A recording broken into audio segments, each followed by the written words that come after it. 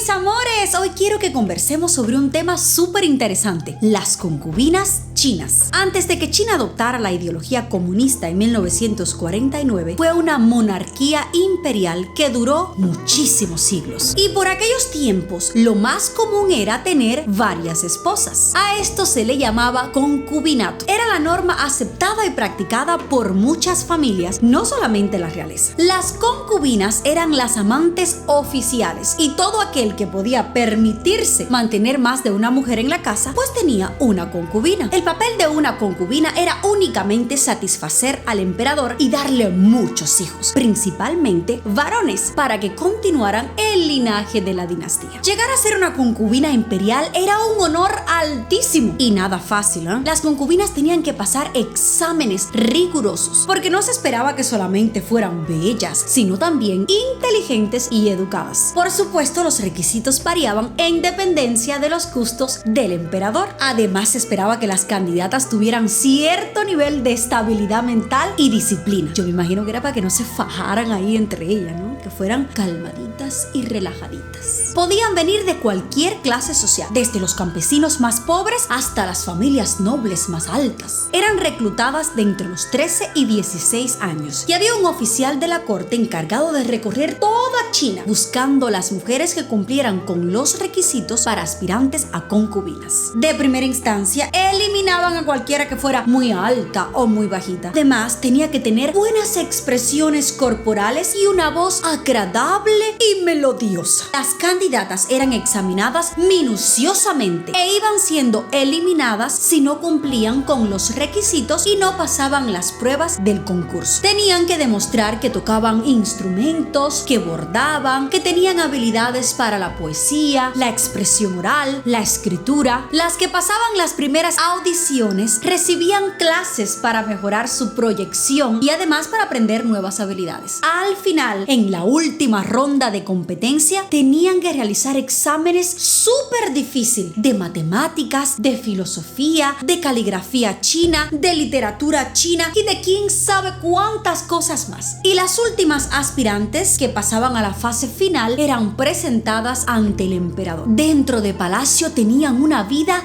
de lujo, con sirvientes, con todas las comodidades, pero eso sí, era una vida muy difícil porque estaban en constante competencia por poder, por recibir atención del emperador, por ver quién tenía más sirvientes, ya que en el concubinato había también una jerarquía. Las concubinas que estaban en la jerarquía más alta pues tenían más sirvientes y las de menor jerarquía tenían muchas veces que servir a estas concubinas, algo que ellas detestaban, pues querían toda la atención y el poder para sí mismas. Las concubinas eran esclavas femeninas. Tu vida ya no te pertenecía. Tenías que dedicarte a servir al emperador. Esa era tu función en la vida. Una concubina no podía salir del palacio real bajo ninguna circunstancia, solamente si era aprobado personalmente por el emperador. Se les prohibía tener cualquier relación con hombres y esto era castigado con la muerte. ¿Qué pasaba con las concubinas una vez que los emperadores morían? ¿Cesaban sus funciones? ¿Podían irse libremente del palacio? Para nada, era mucho peor. Algunas tenían que servir como sirvientas de Dios en templos religiosos. Otras tenían que estar en constante vigilia en la tumba del emperador. Las más desafortunadas eran enterradas vivas junto con el emperador. En muchas ocasiones, estas eran las preferidas del emperador, que les encantaban.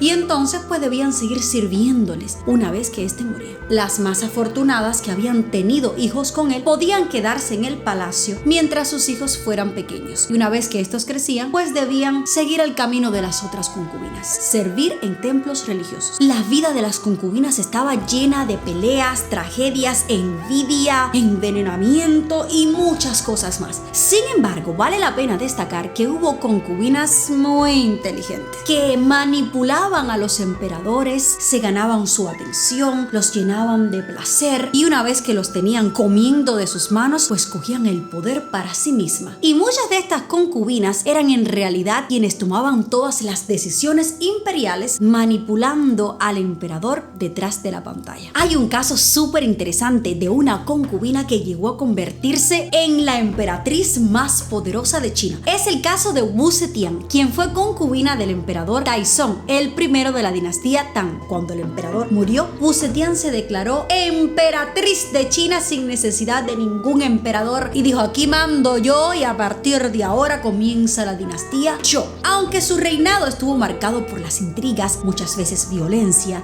y métodos considerados despiadados, Wu Zetian dejó una huella imborrable en la historia china como la primera mujer que lideró una dinastía en China. Como podemos ver, la vida de las concubinas no era solamente ser lindas, tocar instrumentos, cantar y recitar poesía, sino también que estaban en constante lucha por la supervivencia y obtener el poder y el control. Una vez que el comunismo llegó al poder, prohibió los concubinatos, estableciendo leyes como la ley del matrimonio, que establecía que el matrimonio era un acto voluntario entre un hombre y una mujer y debía ser una unión monógama. Aunque se dice que todavía hay lugares rurales aquí en China donde los hombres tienen varias esposas. Bueno, esto ha sido todo por hoy. Espero que hayan aprendido algo nuevo sobre las concubinas chinas y que les haya parecido interesante. Y si quieren saber más de las concubinas, pueden leer el artículo que les dejo el enlace por acá abajo en la descripción del video. Un besote grandote. ¡Mua! Gracias por vernos y nos vemos en el próximo video. ¡Chao!